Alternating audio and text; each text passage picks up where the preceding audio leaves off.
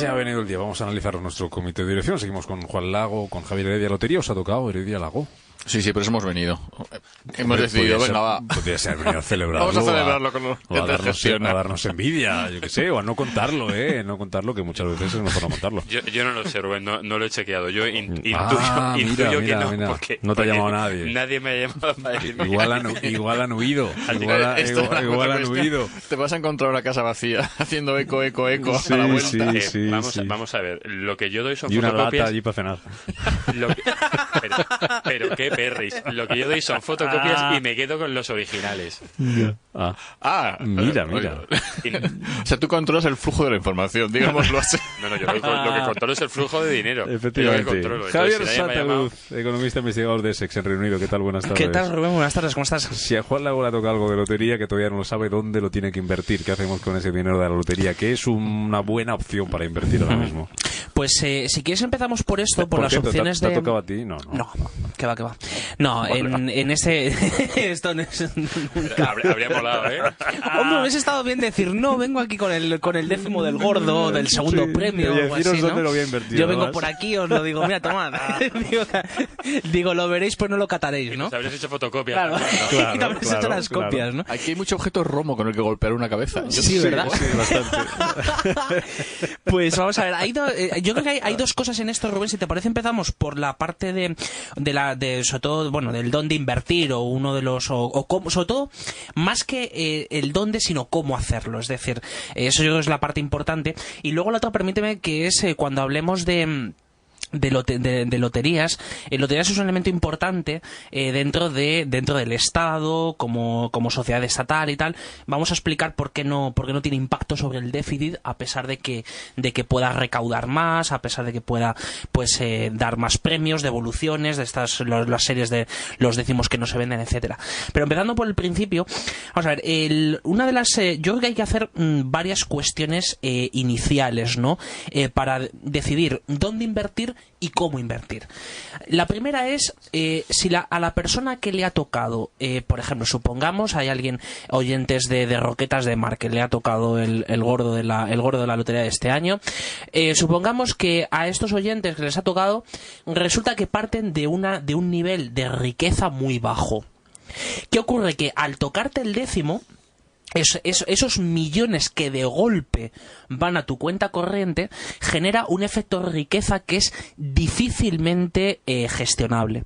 Es decir, yo creo que lo principal cuando uno le toca la lotería o cuando uno recibe una inyección de dinero mucha y en poco tiempo, es gestionar ese efecto de riqueza. Es decir, uno se encuentra con que de pronto es mucho más rico de lo que lo era el día anterior, y por tanto el entendimiento y sobre todo la racionalidad a la hora de tomar decisiones es algo que es muy difícil de sostener, ¿no? Entonces uno se vuelve un poco, en algunos casos se vuelve tarumba, en otros casos tiene una serie tiene sobre todo una mala gestión del efecto de riqueza. Entonces la mala gestión del efecto de riqueza hace que empíricamente lo que observamos en el caso de España, sobre todo pues donde tenemos una capilaridad enorme del sistema de loterías, es que a quien le toca la lotería le dura ese premio menos de un año. Se lo pulen, es decir, entonces hay dos formas de pulírselo. Una es derrocharlo completamente y otra es cancelar deudas. Por ejemplo, cancelar hipotecas, el préstamo del coche, cosas de este tipo. Entonces, en esto hay un peligro que es importante. No solo hay que destinar ese nuevo ahorro, ese premio que uno le ha tocado a cancelar las deudas, sino que lo importante es el cómo hacerlo. Es decir, lo que hay que tener en cuenta es que cancelar una deuda no es gratis. Es decir, la cancelación de una hipoteca tiene unos costes que son mayores si no ha llegado al periodo de maduración de la hipoteca. Entonces, el problema nos encontramos cuando en menos de un año te has derrochado el premio porque no has sabido gestionar ese efecto de riqueza, te has vuelto, te has puesto a comprar 1000 historias, a hacer viajes, a hacer de todo.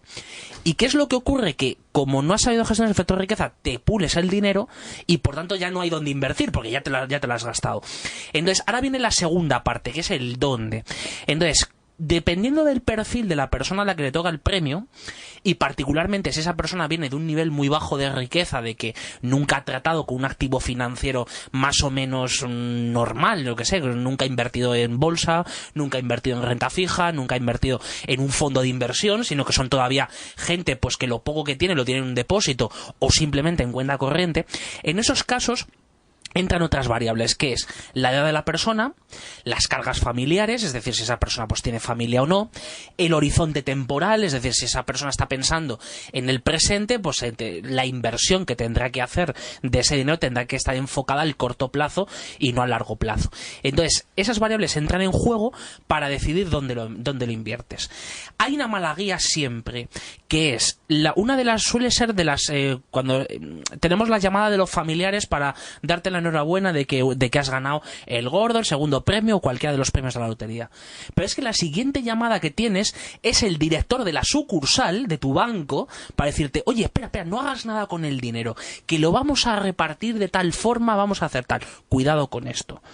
Y cuidado con esto, ¿por qué? Porque uno que pasa de golpe, o sea, alguien que pasa de golpe de un depósito, como mucho un depósito a plazo, una cosa, productos de ahorro bancario tradicional, al mercado financiero puro y duro, nos podemos encontrar de que o pierdes el dinero porque te lo has pulido, porque te lo has derrochado, o dos, lo pierdes porque inviertes con mala cabeza.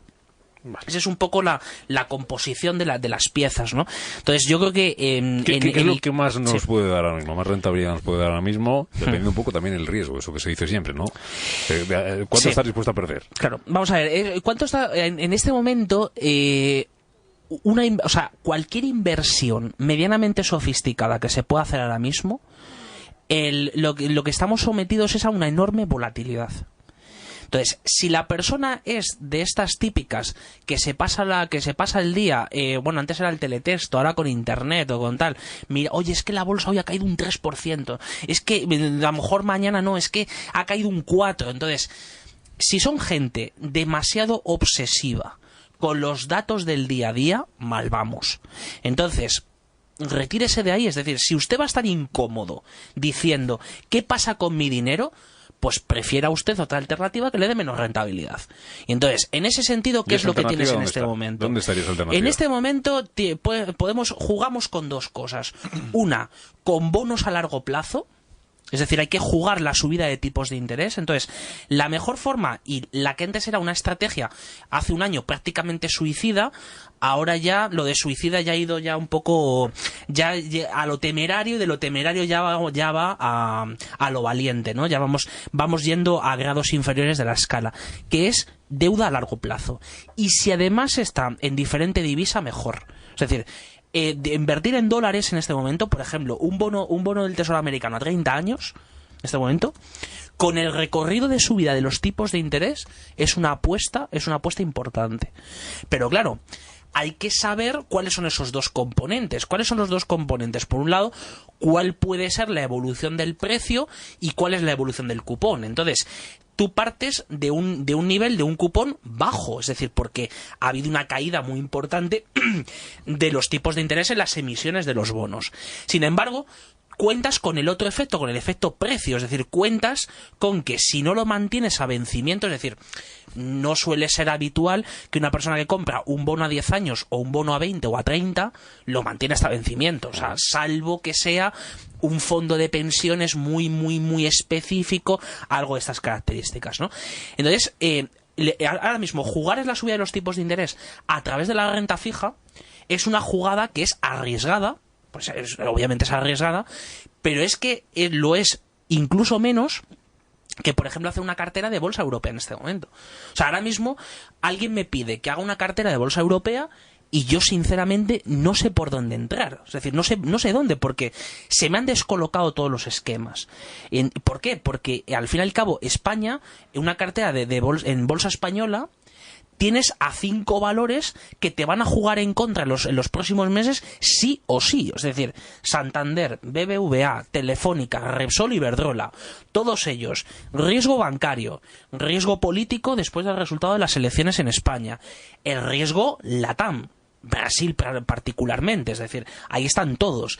Entonces, el problema es que esa conjunción de riesgos hace que sea enormemente difícil construir una cartera de bolsa española, porque de los 35 valores del IBEX, esos 5 condicionan a los otros 30. Es decir, las correlaciones que hay con los otros 30 valores son enormes.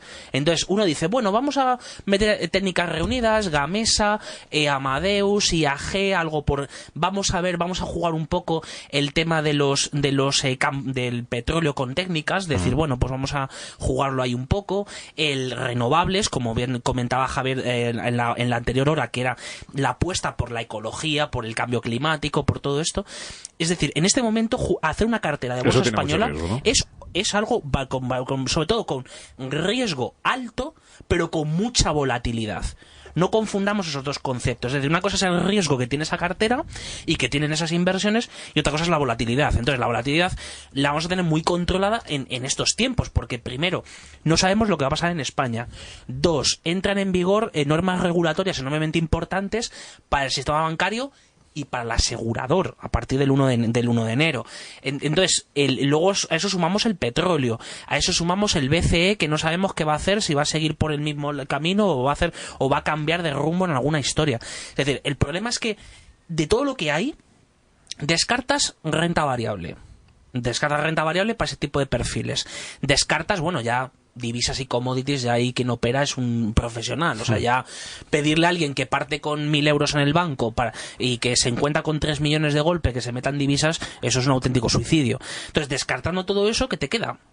Te quedan fondos de inversión, invertir en renta fija a través de fondos, que es una alternativa bastante eficaz, y luego por el otro lado pues te queda directamente comprar una cartera de bonos, pero claro, con ese riesgo de que juegas la subida de tipos, pero también ahí tienes que aguantar el estómago. Laura, ¿ya queríais con el dinero? Vamos a ver, ¿No quieres salir corriendo? No, yo no salgo corriendo. Vamos a ver, el tema está en que todo el mundo cuando le dice contra la lotería, la frase es ¿qué vas a hacer? Y todo el mundo dice tapar agujeros. Es lo que absolutamente dice todo el mundo. Entonces lo que Javier ha dicho muy oportunamente es tapar agujeros, piénsalo. Yo lo que recomendaría a alguien que le tocan 3 millones de euros, como una cifra así al azar, es que primero que no salga corriendo, que se siente, que yo creo que hacer una cartera, sobre todo una cartera que tú estés cómodo con ella, que la comprendas. Si tú lo que comprendes porque tu nivel educativo o tu preocupación por el dinero es comprar pisos y alquilarlos, pues quédate en eso. O sea, no te marees con rentas fijas variables y con si las commodities, el cobre va a subir en Londres o no. O sea, si tu comodidad es que los pisos, pues compra pisos. Si tu comodidad, si tú eres una persona que tienes más conocimientos financieros y te gusta, porque lo que vas a tener es tiempo y no puedes dedicar a lo que quieres, pues dedícalo a algo. Yo, de todas maneras, y lo digo por experiencia con personas que conozco que tienen un nivel de patrimonio y de renta alto, yo me gusta hablar siempre de tercios. Como las herencias, bueno, pues los tercios. Porque básicamente, en mi experiencia, los tercios a veces son mitad y dos cuartos, etcétera. Pero básicamente la gente tiene un tercio en productos ultra seguros, o que aparentemente son ultra seguros, esos bonos a largo, que generalmente se lo gestionan expertos. Sí.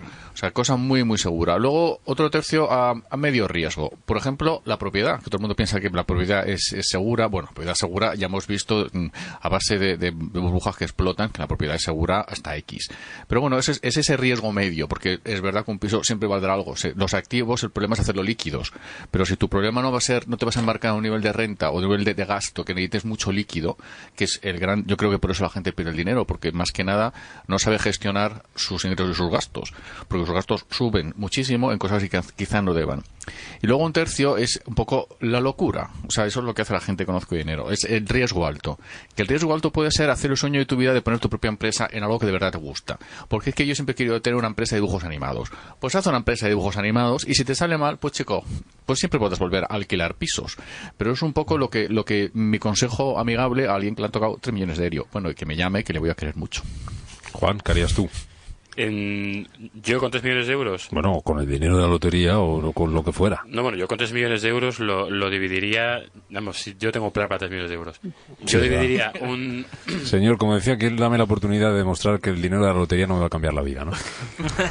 Bueno, yo las deudas que tengo las dejaba como están, que se están pagando muy bien y me estoy desgravando lo que me toque desgravar. Eso lo primero. O sea, no tengo ninguna queja con mis... De hecho, agradezco a los bancos que me la dieron en su día. Me estoy desgrabando, o sea que fenomenal. De esos 3 millones, un tercio lo invertiría en inmuebles, para inmuebles más de alta rentabilidad. O sea, alta rentabilidad, que puedo alquilar muy fácilmente.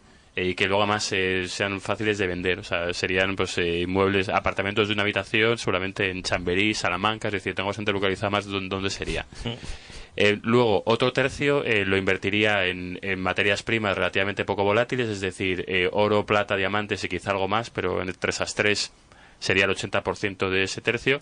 Y luego el otro tercio, pues como dice Javier, me iría a un banco. Además, conozco el que era asesor mío en Citi, que trabaja en otro banco, y le diría, pues oye, se llama Jesús. Aquí te traigo esto.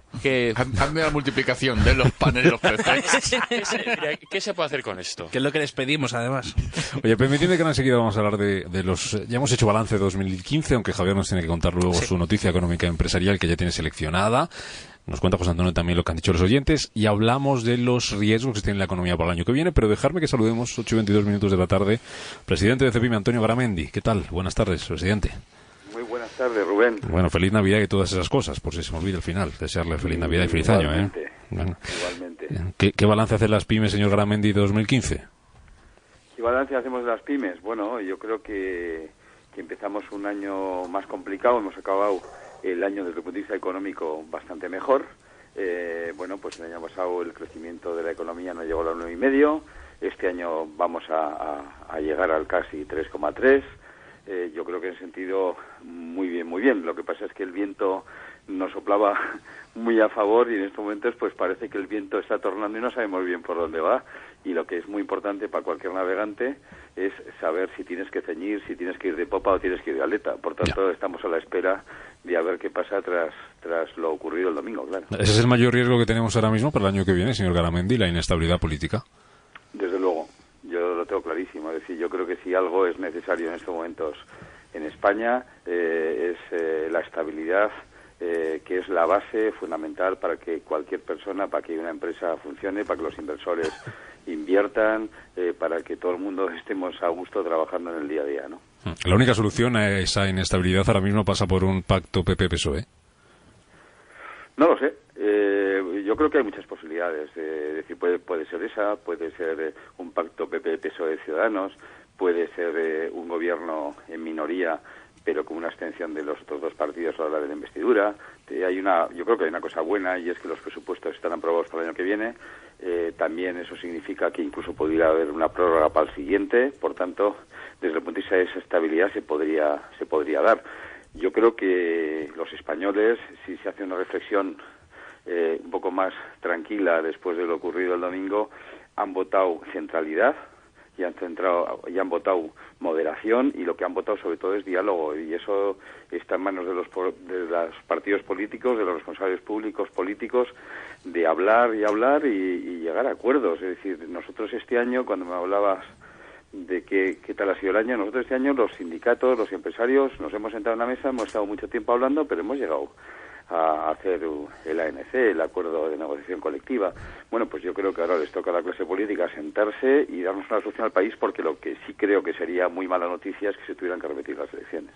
En cuanto a retos para el año que viene, señor Garamendi, para las pymes, se me ocurren, por ejemplo, algunos, los que me dejo, que serán muchos. Está, por ejemplo, el tamaño de las empresas, que es algo que siempre se habla en España, los costes que soportan el tejido empresarial aquí en nuestro país. Está también la unidad de mercado. ¿Qué más me dejo? Hombre, yo creo que el último que acabas de decir me parece determinante. Es decir, la unidad de mercado es básica para las pymes. Y además, tiene poco sentido que cuando en estos momentos, además, todas las decisiones potentes, como es la nueva era digital, que va a ser un tema, yo creo que es uno de los retos fundamentales de las pymes y de cualquier empresa, es la digitalización de las empresas, industriales, no industriales. Es regulación europea. Cualquier regulación energética, que son costes fundamentales para la industria, es regulación europea. Cualquier tema medioambiental, que es definitivo también para el crecimiento de estas empresas de las que hablamos, es regulación europea. Es bastante absurdo ver en España que cada uno es de su región y de su pueblo, y con la fragmentación en muchos casos que se está viendo en el Parlamento o de ciertos grupos que entran, pues a mí realmente ese exceso de regulación de las autonomías sin coordinación, donde, bueno, el año pasado 170.000 páginas del Boletín Oficial del Estado, 813.000 páginas de los boletines de las comunidades autónomas. Esa fragmentación de lo que es la unidad de mercado a mí me parece posiblemente uno de los mayores riesgos que corremos, ¿no? Otro tema fundamental, que lo venimos repitiendo siempre, es el efecto de la morosidad. Es decir, es algo que hay que combatir y que es muy difícil que una empresa crezca si no tiene capacidad, desde el punto de vista financiero, de tener sus dineros puestos en inversión y no en pagar o en tener ahí pendiente de su circulante o de sus nóminas permanentemente, ¿no? Bueno, son eso que venimos diciendo permanentemente y que tristemente, bueno, pues seguiremos diciéndolo, ¿no? Pues una pregunta de cada miembro de la mesa para el presidente CEPIME, para Antonio Garamendi. Javier Santa Cruz. Don Antonio, muy buenas noches. Tengo una pregunta dentro de de estos acuerdos entre patronal y sindicatos y las conversaciones que ustedes están teniendo con los distintos poderes públicos. Es una de los aspectos que ya ordenó que había que desarrollar a partir del memorando de entendimiento del rescate del año 2012, que era desarrollar los mercados de capitales, especialmente el que las pequeñas y las medianas empresas pudieran salir a cotizar fuera por la vía de cotización de acciones en el mercado alternativo bursátil, como por el lado de emitir bonos en el mercado alternativo de renta fija. En este punto, ¿cuál cree que son las perspectivas que tenemos para 2016? Es decir, ¿usted cree que va a haber un nuevo esfuerzo y un nuevo impulso a que las empresas salgan al mercado de capitales para poder financiarse y que precisamente esa estructura de capital se equilibre más hacia los fondos propios que hacia el endeudamiento? Bueno, yo creo que hay dos cosas claras. La primera, que efectivamente las pymes estaban excesivamente endeudadas. Yo creo que esa es una labor que se ha hecho.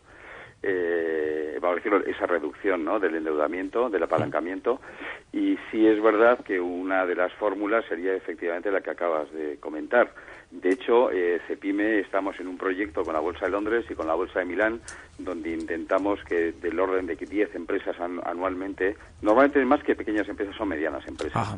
Una pequeña empresa no tiene capacidad para llegar a este tipo de mercados, sobre todo por lo que es el efecto el papeleo, ¿no? Sobre todo lo que es el papeleo, la transparencia que necesitan, es decir, porque claro, luego realmente los procedimientos en el mercado de bolsa, además es lógico, ¿no?, y de capitales tienen que ser muy, muy, muy transparentes, ¿no?, como no puede ser de otra manera. Por tanto, está más desarrollado para medianas empresas, pero es cierto que todavía eso está bastante en pañales en nuestro país y habría que desarrollarlo muchísimo más, claro. Juan Lago.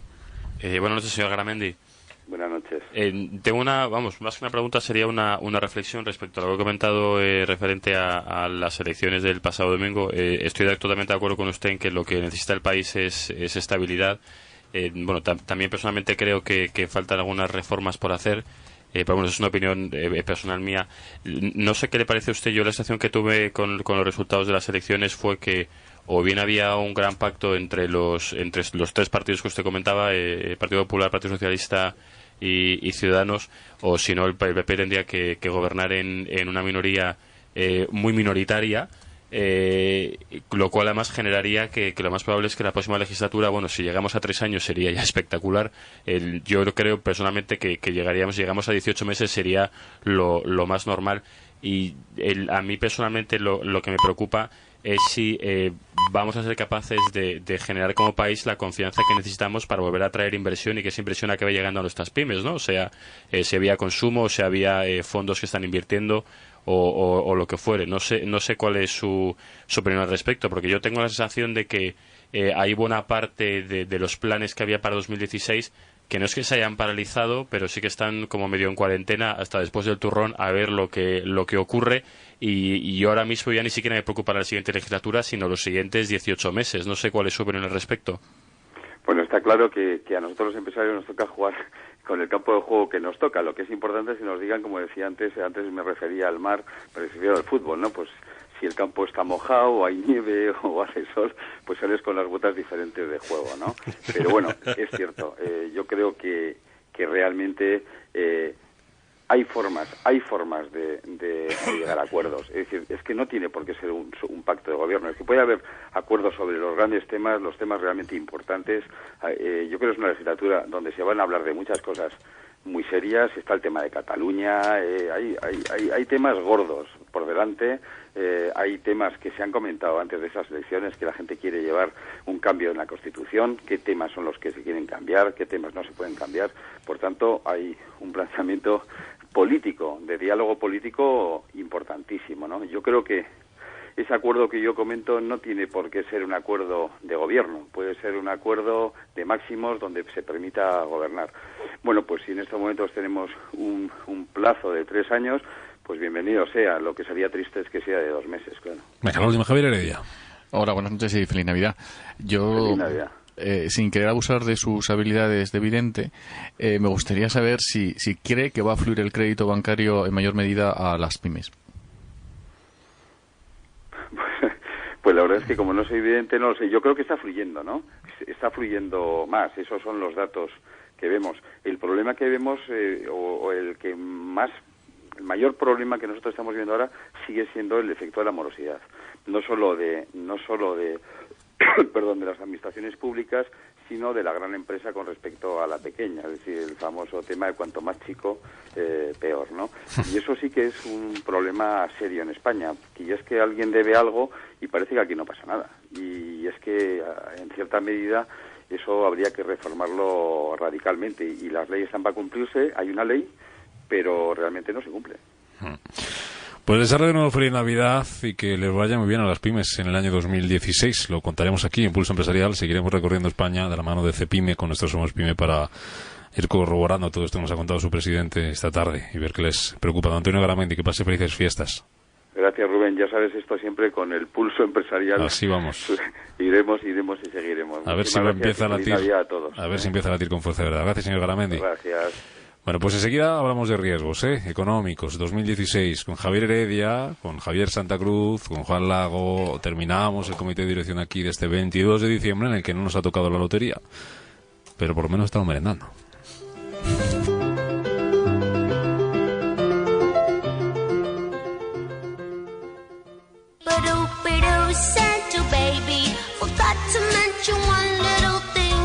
Disfruta de la Navidad. Cuanto más, mejor. En esto no hay crisis. ¡Feliz Navidad! Gestiona Radio. Si te duele la cabeza, vas al médico. Si quieres arreglar tu coche, vas al taller. Y si quieres saber dónde invertir, vas a Invertia.com. El portal especializado en bolsa, economía y finanzas con los datos que realmente te importan. Invertia.com. Desde 1999, solo información económica veraz, experta y contrastada.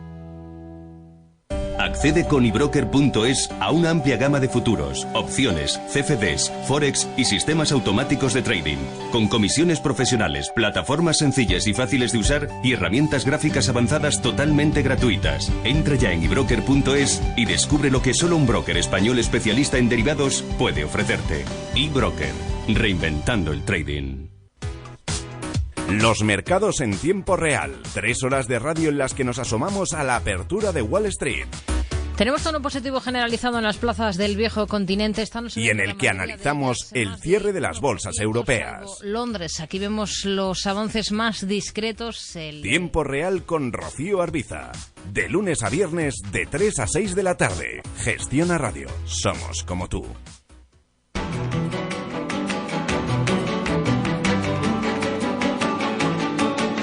En Gestiona Radio, Pulso Empresarial, con Rubén Gil.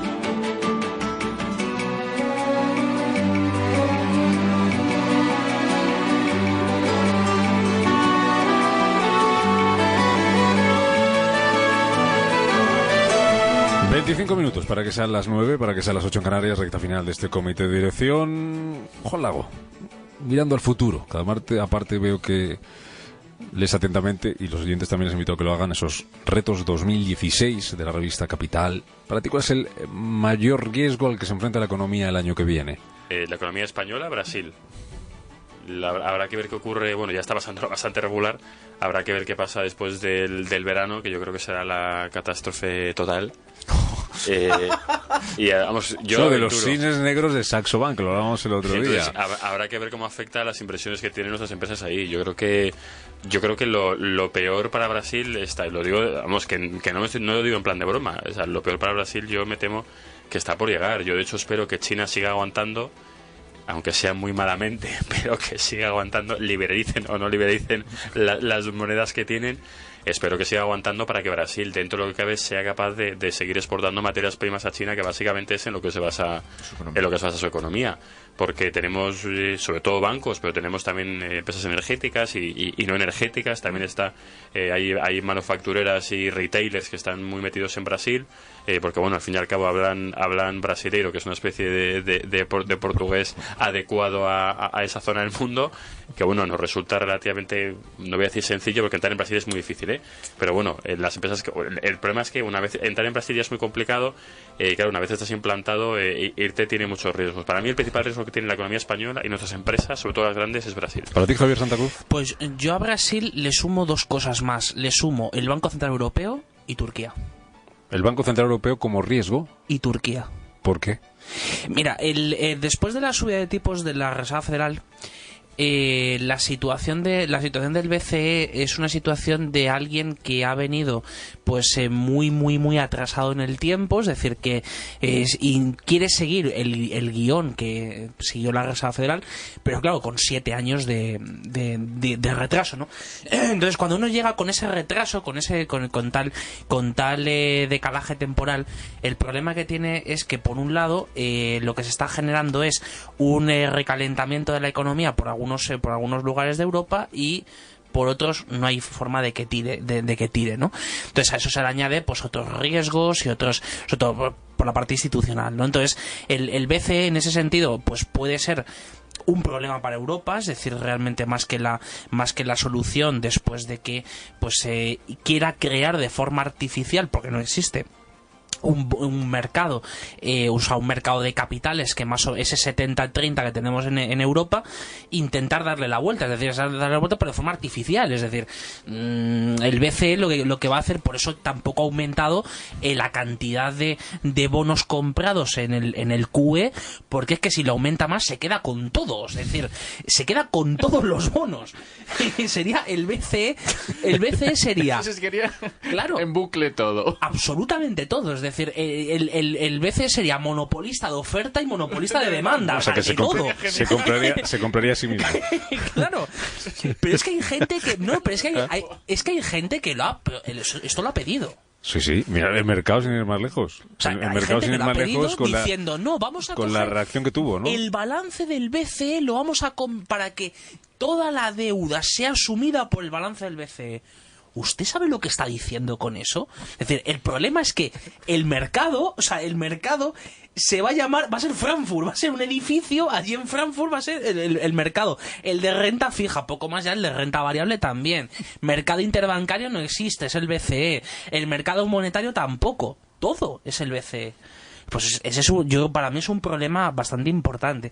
Y luego el segundo es el caso de Turquía. Turquía porque no por el efecto directo que tiene sobre España a través del segundo mayor banco, no del caso BBVA, que afortunadamente no ha comprado la filial del turca del National Bank of Greece. Han llegado los cataríes y la han comprado. O sea que esto me parece muy buena noticia, porque acumular más riesgos en Turquía ya tiene su aquel, ¿no? Pero sobre todo Turquía, porque Turquía es uno de los países que, junto con Brasil, son donde las sociedades, es decir, la sociedad civil, corre por delante de la política. Es decir, el progreso económico ha ido por delante del proceso político. Entonces, eso es lo que en todo momento China ha intentado evitar. Es decir, que como mucho el proceso político vaya en paralelo al proceso económico, porque es la forma de garantizarte, primero, que no tengas problemas de orden público, que la corrupción no se te convierta en el gravísimo problema de estos sistemas, y sobre todo de que tengas una estabilidad, es decir, que la transición económica se haga con una cierta estabilidad y continuidad de un modelo de crecimiento, ¿no? Entonces Turquía lo tenemos muy cerca. Turquía además es la puerta de entrada a Europa, es además el país por el que pasa el 25% del comercio mundial de materias primas. Ojo con esto, es decir, es por donde estos son, además, son los traders de toda la vida, es decir, compraban en una frontera y vendían en la otra. Y entonces por ahí es por donde pasa el petróleo de Irán, el del Estado Islámico, el de todos, o sea, el petróleo asiático, el que no va hacia China, va hacia Europa y hacia el norte de África por esa vía, ¿no? Entonces Turquía lo tenemos ahí, la lira turca lleva un desplome del 60% en los últimos 5 años, ha perdido ese valor contra el dólar. Entonces, sin duda, yo creo que es uno de los graves riesgos que tenemos por la parte baja de Europa y por la influencia que eso tiene sobre los países que han sido las últimas ampliaciones de la Unión Europea, y además de eso sobre el caso de Grecia, donde eso se convierte prácticamente en un polvorín. Entonces yo creo que eso también es importante tenerlo en cuenta. ¿Para ti el mayor riesgo para el año que viene? Bueno, en esta tendencia agorera que en lo que nos estamos despachando, lo que me da miedo, o la mayor riesgo, perdón, la palabra es adecuada, es el petróleo. Ahora mismo el crecimiento español está basado en 2 factores muy sencillos. El petróleo está por los suelos y el euro está por los suelos. Entonces, debido a estos 2 factores, el que haya cambiado de gobierno y demás va a ser, en mi opinión, menos importante que el que siga el petróleo por los suelos y siga el euro por los suelos. Entonces, habéis citado ejemplos de que el euro se recupera de alguna manera. Yo creo que por ahora el euro va a seguir por los suelos porque el señor Draghi está haciendo ya el QE, pero al cubo del cubo. Bueno, pero es que Draghi es italiano y es una cosa que te lo he dicho muchas veces, Javier. Yo todos los días doy gracias a Dios de que el no sea alemán. Sí, yo digo siempre, gracias a Dios, primero porque es italiano y segundo, primero que no es alemán y segundo es italiano. O sea, solo un portugués habría sido algo mejor. Todos andarán. Pero de todas maneras, el petróleo sigue estando por los suelos por ahora. De hecho, hoy salía la noticia de que se esperaba que el petróleo a estas alturas, los futurólogos, los videntes esperaban que estuviera a 70 o más dólares, y está a 30 y... ¿cuánto? ¿32? 36 ayer. 36. Entonces, es que no sé cómo cerrar. Las primas es bastante complicado. Sí. Ahí te echas un buen tarot, pero... Es terrible.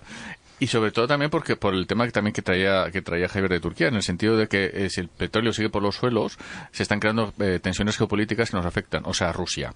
O sea, mientras el petróleo siga por los suelos, el rublo sigue por los suelos, el pueblo ruso por ahora vive patrioterismo, pero el patrioterismo tira hasta X, yo entiendo que es un pueblo sufrido y bebedor, pero aparte de eso... pero aparte de eso... reservas de divisas, pero claro. Están aguantando gracias a eso. Todo tiene un límite, Entonces las reservas también se agotan y no las están renovando porque como el petróleo sigue por los suelos y es un ejemplo, digamos, porque no es el que tenemos más cercano, pero las tensiones geopolíticas se están produciendo. Ayer salían los resultados como las empresas de fracking norteamericanos se están hundiendo porque no están manejando bien el circulante y se están endeudando en exceso y no están ganando dinero, básicamente. México tiene una producción petrolífera que decían que iban a liberalizar, pero sigue muy obsoleta. Venezuela, ¿para qué hablar? Todo el Oriente Medio, o sea, es que sigue siendo hoy en día el motor del mundo. En Venezuela, Javier, el precio del petróleo es a más. O sea, el caso de Venezuela, el problema de Venezuela no es el precio del petróleo. Tiene problemas internos muchísimo más gordos. No, pero generados porque el petróleo no pueden dar el pan y circo para todos que suponía el precio del petróleo alto. Porque cuando el sistema iba mal, no se ahorraba, pero se vivía al día. Pero es que ya ni siquiera viven al día. Entonces ese es el problema último de Venezuela. Y por eso va a haber un cambio de gobierno, porque ya ni siquiera viven al día. Por eso te digo, o sea, que quizá eso hasta ha generado el cambio o el principio del cambio que tiene que llegar. Vamos, yo personalmente creo que Venezuela tiene que cambiar muchas cosas. Lo que pasa es que se nos pilla un poco más lejos. Me preocupa más el de Rusia. Pero egoístamente, como español, digamos, si fuera... A mí me preocupa es que yo prefiero... Nosotros no tenemos petróleo, porque había un poco en Burgos, pero no nos da. Entonces, no nos llega para una lámpara. Y las renovables, llevamos 4 años de pim pam pum a las renovables. Entonces aquí...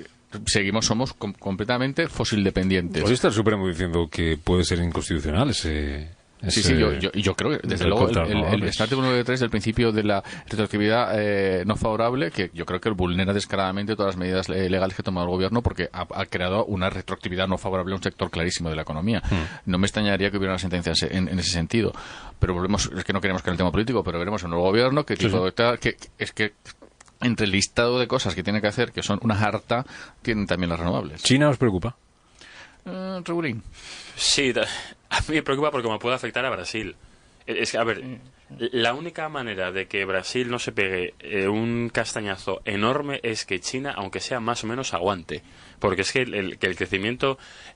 Muchas veces se criticaba en España y dice, es que todo el crecimiento ha venido vía ladrillo. Es que es muy complicado encontrar 3-4 vías de crecimiento en la economía. Claro. Y la vía que ha encontrado Brasil para crecer los últimos 10 años es la exportación de materias primas a China. Que China tenía semejante demanda de materias primas porque producía cualquier cosa, porque vendía cualquier cosa, que compraban materias primas a precios además desorbitados, y ya llegó un punto en el que ya no son capaces de comprar materias primas a esos precios porque ya no son capaces de vender a los precios a los que vendían. En el caso de China se ha llegado a tal punto en el que un operario chino medio está cobrando $30 al mes. Ya en el 2013 los empresarios chinos se dieron cuenta de que $30 al mes no era sostenible con los gastos que estaban teniendo y estaban deslocalizando, yéndose a Somalia, porque el trabajador somalí costaba $3 al mes. Y los chinos comen arroz y son chinos, pero no son tontos. Y se dieron cuenta que pagar 10 veces menos aumenta tu margen exactamente en 10 veces. Y todo este tipo de cosas es lo que ha acabado derivando en los problemas que ha habido este verano en China, y lo que ha acabado gripando de todo la economía brasileña. Entonces a mí China me preocupa en el sentido de que puede afectar a Brasil y nos puede acabar afectando a los demás. Otro efecto colateral que me gusta resaltar es que el otro gran proveedor de commodities que tenía China era África. Y África, es verdad que no hay tanta inversión española, pero es que está al lado. Entonces, si también se produce una profundización de crisis en países centroafricanos con estabilidad política y pues, sobre todo masas de flujo migratorio, es que están al lado. Entonces, eso es lo hemos visto con el buen tiempo último, con el último verano, como esas masas, oye, que es un debate para entrar muy en profundidad, pero es un hecho que se está constatando. Si no te puedes ganar la vida porque tu principal comprador ya no te está inyectando economía, pues tendrás que emigrar. Entonces cada vez vamos a ver una mayor presión, aparte de la demografía propia del continente africano, porque no pueden ganarse la vida en casa. Es un efecto colateral que nos va a afectar porque nosotros somos frontera. Y no es baladí recordar que las últimas reuniones europeas van sobre la creación del Frontex, sobre política de seguridad común, sobre política de fronteras común, porque realmente estamos con la disyuntiva moral, vamos a ser un continente amurallado o no, y si podemos sobrevivir sin serlo. Es así, estamos en esa balanza. Y yo creo que esta tensión la hemos visto en primera línea de actualidad, en el último verano-otoño, y lo vamos a reproducir según venga el buen tiempo dentro de 3 o 4 meses. Ya. Bueno, pues luego tendremos cosas pendientes de las que ir hablando cada año, a lo largo del año, como las pensiones, como la deuda, como el déficit, como el modelo productivo y como más cosas. Volvemos atrás en el tiempo, como en la película José Antonio, para ver cuál ha sido la empresa que para nuestros oyentes consideran que ha sido la noticia empresarial del año y cuál ha sido la noticia económica del año. Y ahora me cuentan Javier Heredia, Santa Cruz, y le hago la suya. Pues si queréis empezamos por la noticia empresarial más destacada de 2015. En nuestra encuesta en Twitter, en @pulsogestiona, dábamos 4 opciones: salida a bolsa de AENA, crisis de Abengoa, fraude de Volkswagen y caída de Banco Madrid. Bueno, pues casi unanimidad. Para el 87% de nuestros oyentes, el fraude de Volkswagen ha sido la noticia empresarial más destacada de 2015. La crisis de Abengoa se lleva un 9% de los votos y la salida a bolsa de AENA un 4%. ¿Coincidís con esa mayoría tan abrumadora? No, yo en eso voy a ser un poco alternativo, y para mí la noticia económica del mundo... Empresarial. Bueno, empresarial.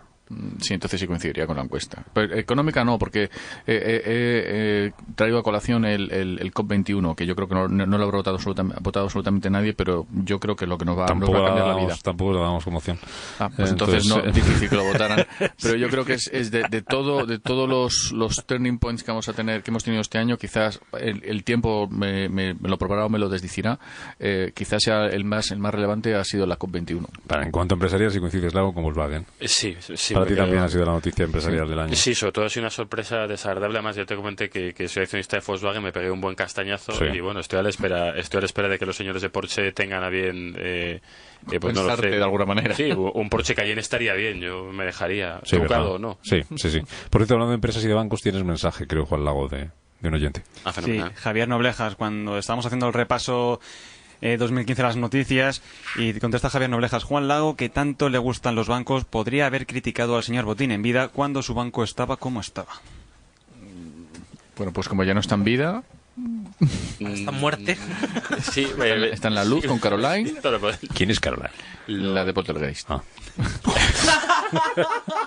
Madre mía, para que una tertulia. Se ha hecho larga hoy. Preguntas, te respondo. Supongo que yo reconozco que Emilio Botín siempre fue un banquero que me gustó mucho.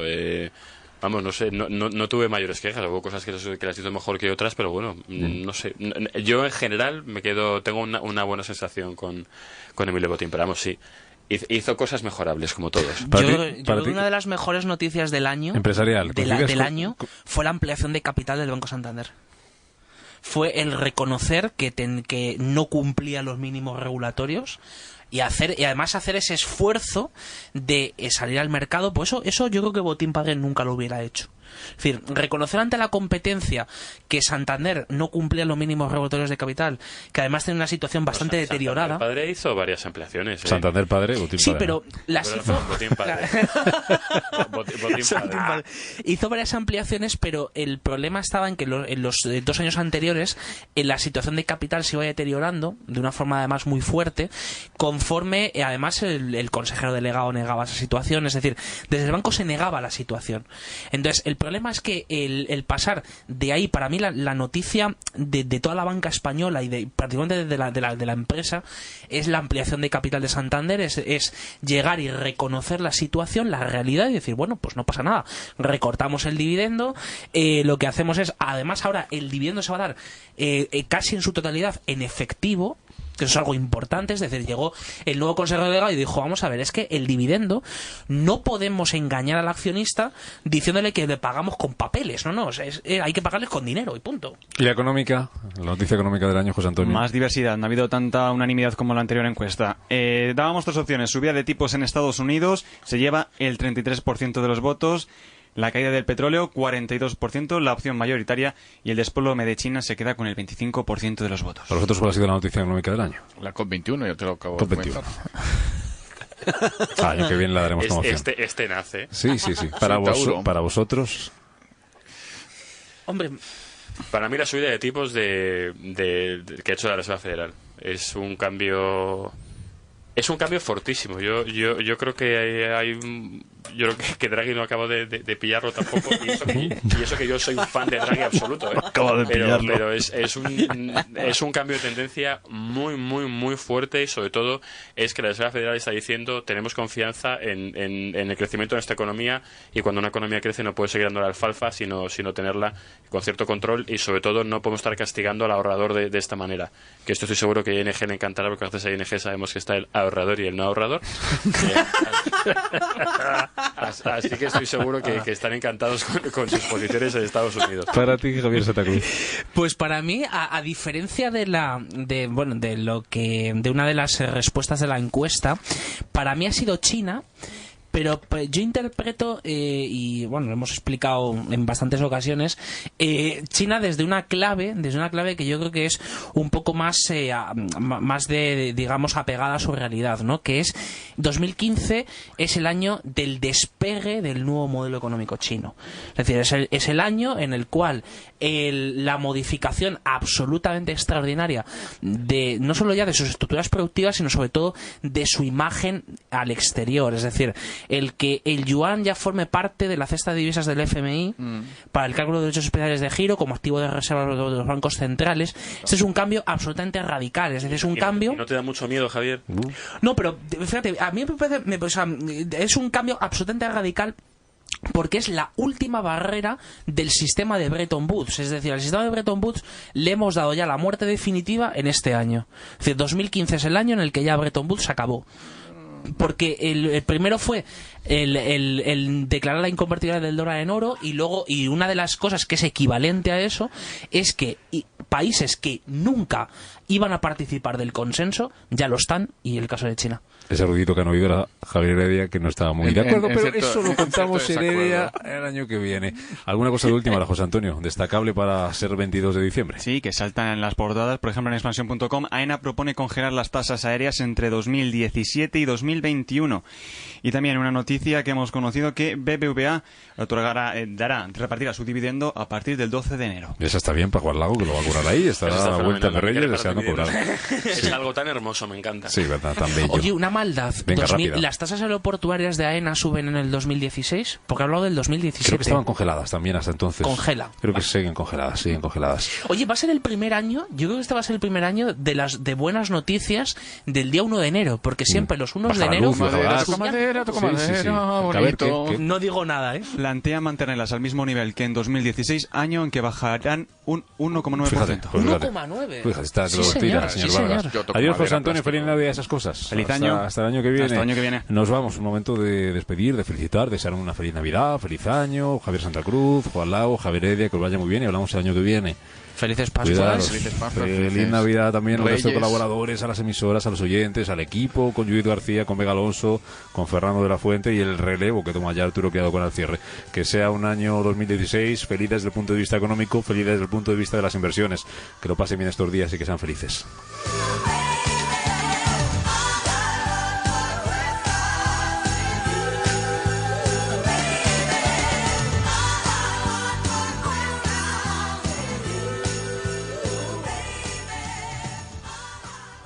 En Gestiona Radio, Pulso Empresarial, con Rubén Gil.